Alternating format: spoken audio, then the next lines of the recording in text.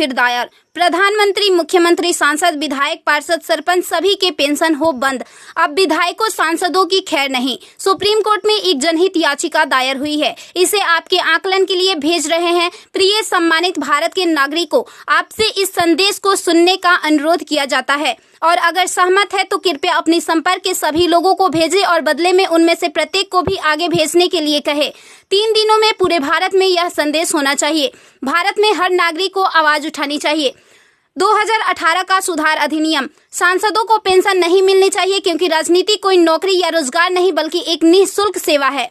राजनीति लोक प्रतिनिधित्व अधिनियम के तहत एक चुनाव है। इसकी पुनर्निर्माण कर कोई सेवानिवृत्ति नहीं है, लेकिन उन्हें फिर से उसी स्थिति में फिर से चुना जा सकता है। वर्तमान में उन्हें पेंशन मिलती है सेवा के 5 साल होने पर। इसमें एक और बड़ी गड़बड़ी यह है कि अगर कोई व्यक्ति पहले पार्षद रहा हो, फिर विधायक बन जाए और फिर सांसद बन जाए तो उसे एक नहीं बल्कि 3-3 पेंशनें मिलती है। यह देश के नागरिकों के साथ बहुत बड़ा विश्वासघात है जो तुरंत बंद होना चाहिए। केंद्रीय वेतन आयोग के साथ संसद सदस्यों, सांसदों का वेतन भत्ता संशोधित किया जाना चाहिए और इनको इनकम टैक्स के दायरे में लाया जाए।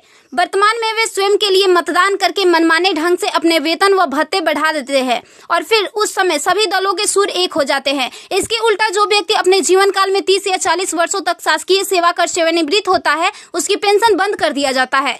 सांसदों को अपनी वर्तमान स्वास्थ्य देखभाल प्रणाली त्यागनी चाहिए और भारतीय जन स्वास्थ्य के समान स्वास्थ्य देखभाल प्रणाली में भाग लेना चाहिए। इलाज विदेश में नहीं, भारत में होना चाहिए। इनका अगर विदेश में करवाना है तो अपने खर्च से करवाए, अन्यथा मर जाए। मुफ्त छूट, राशन, बिजली, पानी, फोन बिल जैसी सभी रियायत समाप्त होनी चाहिए। वे न केवल ऐसी बहुत सी रियायतें प्राप्त करते हैं बल्कि वे नियमित रूप से इसे बढ़ाते भी रहे हैं।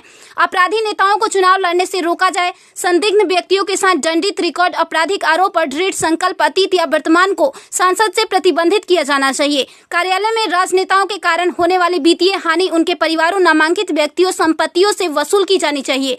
सांसदों को भी सामान्य भारतीय लोगों पर लागू सभी कानूनों का समान रूप से पालन करना चाहिए।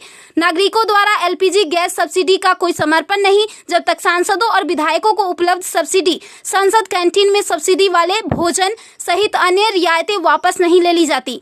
संसद में सेवा करना एक सम्मान है, लूटपाट के लिए एक आकर्षक करियर नहीं। फ्री रेल और हवाई जहाज की यात्रा सुविधा बंद हो। आम आदमी क्यों उठाए इनकी मौज मस्ती का खर्च? यदि प्रत्येक व्यक्ति कम से कम 20 लोगों से संपर्क करता है तो पूरे भारत में अधिकांश लोगों तक यह संदेश प्राप्त करने में केवल 3 दिन लगेंगे।